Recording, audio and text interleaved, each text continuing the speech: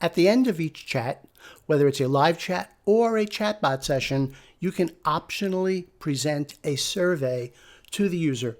This lets the user rate his or her experience on a scale of 1 to 5 stars, with 5 stars being the best experience.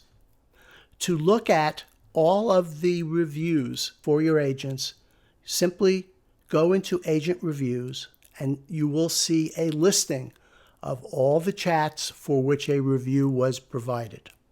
As you can see here, you can filter your list by selecting specific agents or specific bots, or you can filter by time and date. You can also print a report. To drill down into any of these chats, simply tap or click on the chat and you will see a transcript of the entire chat so that you can see what the agent or chatbot communicated to the user and what the user had to say as well. Simply click on history to go back to the list.